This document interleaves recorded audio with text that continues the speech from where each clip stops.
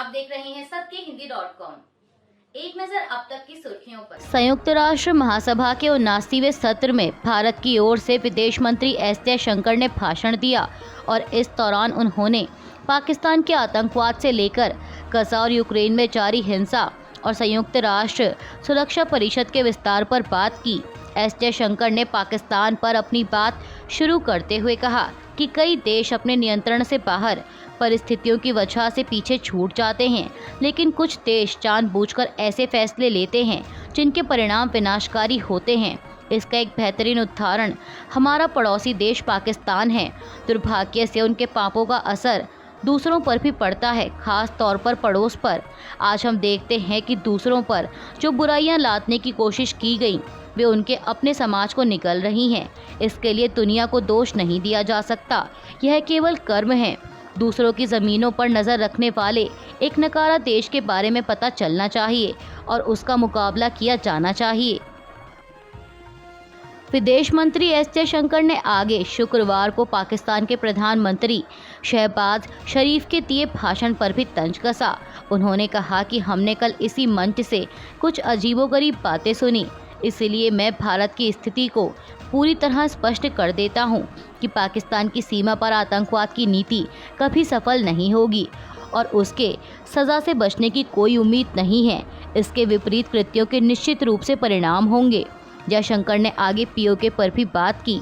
उन्होंने कहा कि भारत और पाकिस्तान के बीच अब केवल एक ही मुद्दा सुलझाया जाना बाकी है। पाकिस्तान अवैध रूप से कब्जाए गए भारतीय क्षेत्र को खाली करे और आतंकवाद के प्रति अपने लंबे समय से चले आ रहे जुड़ाव का त्याग करे।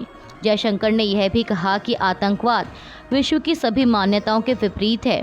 इसके साथ ही भारतीय विदेश मंत्री ने गजा में और यूक्रेन रूस के बीच जारी युद्ध के लिए जल्द से जल्द समाधान निकालने की अंतर्राष्ट्रीय समुदाय से अपील की। तमिलनाडु के राज्यपाल आर.एन. रवि ने कल शनिवार को मुख्यमंत्री एम.के. स्टालिन के मंत्रिमंडल में फेरबदल की सिफारिशों को मंजूरी दे दी है, जिसमें उनके बेटे उदयनिधि स्टालिन को उप मुख्यमंत्री के रूप में पदोन्नत करना और वी सेंथिल बालाजी की मंत्रिपरिषद में वापसी शामिल है। शपथ ग्रहण समारोह आज 29 सितंबर को दोपहर 3:30 बजे चेन्नई के राजभवन में होगा। आपको बता दें कि 2 दिन पहले ही सुप्रीम कोर्ट ने सेंथिल बालाजी को मनी लॉन्ड्रिंग के एक मामले में जमानत दी थी। पीटीआई की रिपोर्ट के मुताबिक इसके अलावा डेयरी विकास विभाग संभालने वाले मनोथंग राज सहित 3 मंत्रियों को हटा दिया गया है। बालाजी के अलावा doctor Covey Chezhian, are Rajendran और एस.एम. नासर को शामिल किया गया है। उदयनिधि स्टालिन को तमिलनाडु का डिप्टी सीएम बनाए जाने पर राजनीतिक बयानबाजी भी शुरू हो गई है। इसी कड़ी में बीजेपी नेता शहजाद पूनावाला ने कहा कि ये पार्टी नहीं है, ये पारिवारिक कंपनी है, पहले परिवार पर चलती है, देश पहले, इससे कोई मतलब नहीं है। ये पार्टी परिवार की, परिवार के लिए और परिवार द्वारा है, इसलिए अपने बेटा और बेटी को ही आगे करना है। भाजपा नेता ने आगे कहा कि परिवार और भ्रष्टाचार पार्टी के यही पिलर हैं। सोनिया गांधी राहुल को चाहती हैं, लालू यादव जी तेजस्वी को चाहते हैं, शरद पवार सुप्रिया को चाहते हैं, एम.के. स्टालिन उदयनिधि को चाहते हैं, मुलायम सिंह अखिलेश को चाहते हैं। इन्हें देश के बेटा और बेटी से कोई मतलब नहीं है, उसके लिए चिंता केवल मोदी जी करते हैं। इन्हें सिर्फ अपने बेटा और बेटी की चिंता है, इसीलिए उदयनिधि का उदय और बाकी लोगों पर कोई फोकस नहीं। नेशनल कॉन्फ्रेंस के उपाध्यक्ष और गांधरबल और बडगाम विधानसभा क्षेत्र से उम्मीदवार उमर अब्दुल्ला ने समाचार एजेंसी ANI से बात करते हुए कहा कि प्रधानमंत्री बार बार कह रहे हैं कि जम्मू कश्मीर को उसका राज्य का दर्जा वापस मिलेगा। अभी तक भाजपा का कोई भी व्यक्ति हमें यह नहीं समझा पाया कि हमसे राज्य का दर्जा क्यों छीना गया। इसे केंद्र शासित प्रदेश बनाने से हमें क्या फ़ायदा हुआ। उन्होंने आगे कहा कि हम चुनाव के बाद राज्य का दर्जा वापस पाने का इंतज़ार करेंगे। अगर इसमें देरी हुई तो हम सुप्रीम कोर्ट जाएंगे और हमें कोर्ट पर पूरा विश्वास है, हम अपना राज्य का दर्जा ज़रूर हासिल करेंगे। आम आदमी पार्टी के राष्ट्रीय संयोजक अरविंद केजरीवाल ने कल शनिवार को कहा कि अगर मैं 3-4 महीने पहले रिहा हो जाता तो आम आदमी पार्टी हरियाणा में विधानसभा चुनाव के बाद सरकार बना लेती। हालांकि केजरीवाल ने साथ ही ये भी कहा कि हरियाणा में अगली सरकार आम आदमी पार्टी के समर्थन के बिना नहीं बन सकती। पीडीपी प्रमुख महबूबा मुफ्ती ने ट्वीट कर कहा है कि लेबनान और गजा के शहीदों, खास तौर पर हसन नसरल्लाह के साथ एकजुटता दिखाने के लिए मैं कल अपना अभियान रद्द कर रही हूं। हम इस दुख और अनुकरणीय प्रतिरोध की घड़ी में फिलिस्तीन और लेबनान के लोगों के साथ खड़े हैं।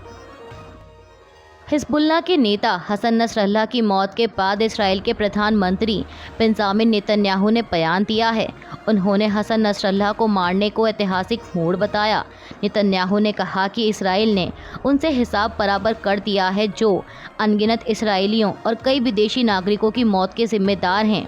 उन्होंने आगे कहा कि इसराइल अपने दुश्मनों पर हमले जारी रखने के लिए दृढ़ है और नसरल्लाह की मौत इसराइल के लक्ष्य को हासिल करने के लिए सबसे ज़रूरी शर्त थी।